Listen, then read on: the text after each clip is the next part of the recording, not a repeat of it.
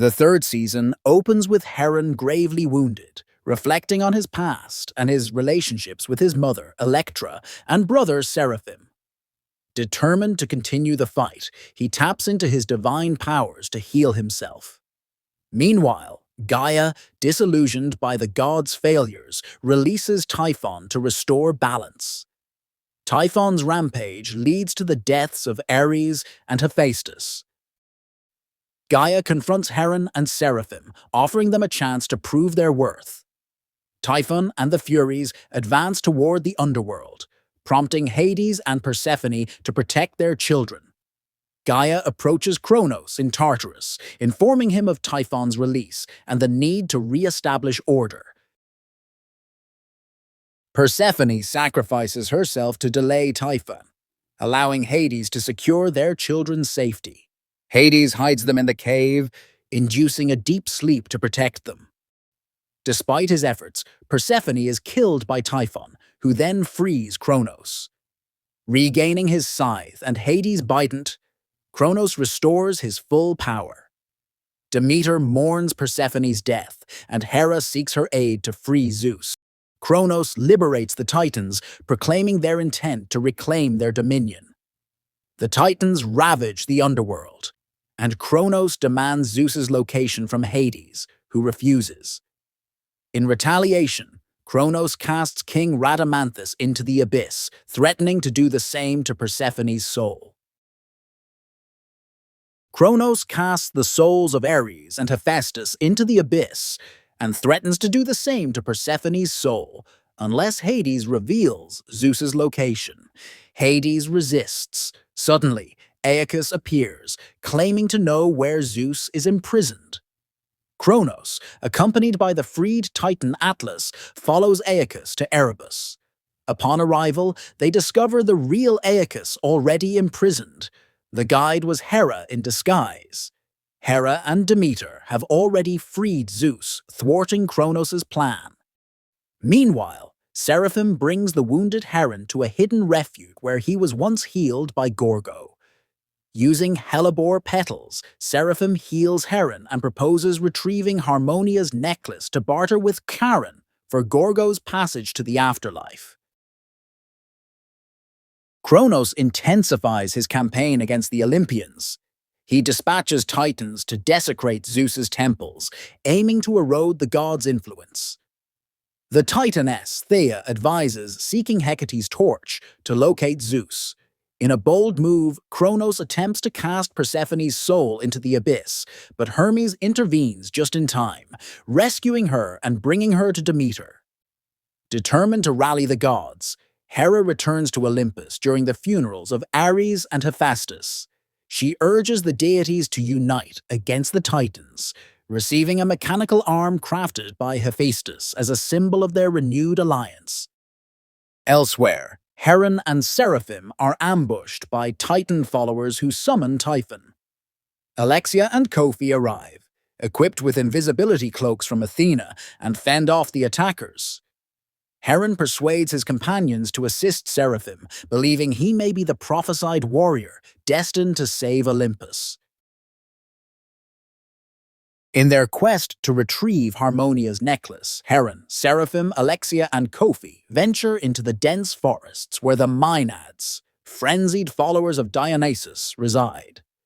The Maenads, wielding potent magic derived from their sacred fire, have captured Evios, seeking retribution for past transgressions.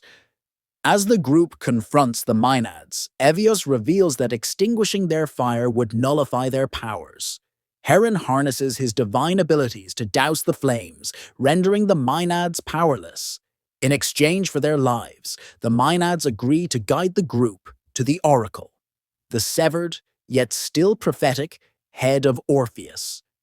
Orpheus's head, after posing a riddle that Alexia adeptly solves, discloses that the coveted necklace is in the Tower of the Winds, guarded by Potnia, the matron of the wind gods.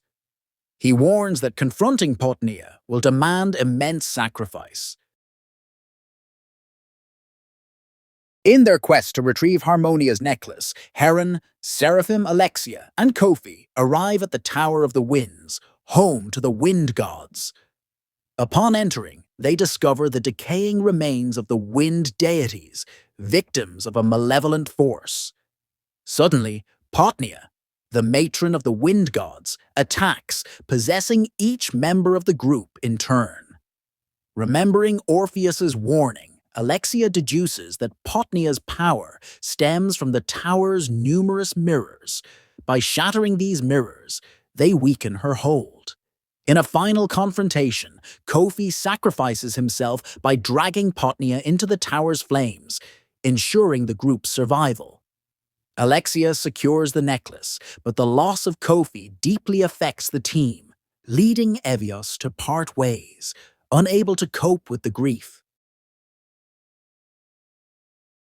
Heron and Seraphim journey to the underworld to secure Gorgo's passage across the river Styx.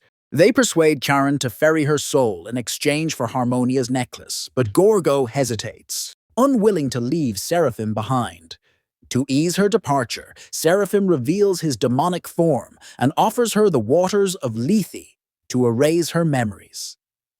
Gorgo accepts, but later refuses to drink, seeking judgment from the underworld's tribunal. Themis, now presiding in place of Rhadamanthus, denies her entry to the Elysian fields due to her broken vow as a priestess. A Fury arrives to escort Gorgo away. Exiting the underworld, Heron and Seraphim encounter Hera, who seeks their forgiveness and urges them to join the gods against Kronos. Though wary, they agree. At Olympus's base, Kronos, Typhon, and the Titans confront the gods, presenting Gorgo as a captive. Kronos proposes a peace. All parties drink from the Lethe to forget past grievances and forge a new world order. Seeing Gorgo imprisoned, Seraphim appears tempted by the offer. Heron dissuades Seraphim from joining Kronos.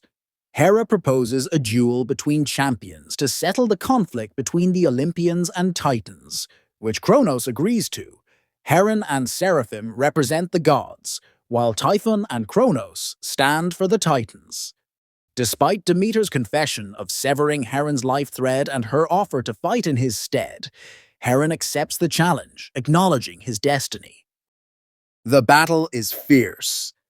Heron unleashes his full power to defeat Typhon, sacrificing himself in the process. Seraphim continues the fight against Kronos. Unbeknownst to the Titans, Hera and Demeter had orchestrated a plan. They replaced Hades' Bidens with a replica, allowing Hermes to free Zeus and Hades from the underworld. The Olympians, joined by Briareus and Brontes, launch a surprise attack. Zeus, Poseidon, and Hades confront Kronos, while Seraphim, combining Heron's sword with the authentic Bident, delivers a decisive blow. The Titans are defeated and return to Tartarus. In the aftermath of the battle, the gods honor Heron and Seraphim and build statues for them. They also create constellations in the sky for Ares, Hephaestus, and Persephone.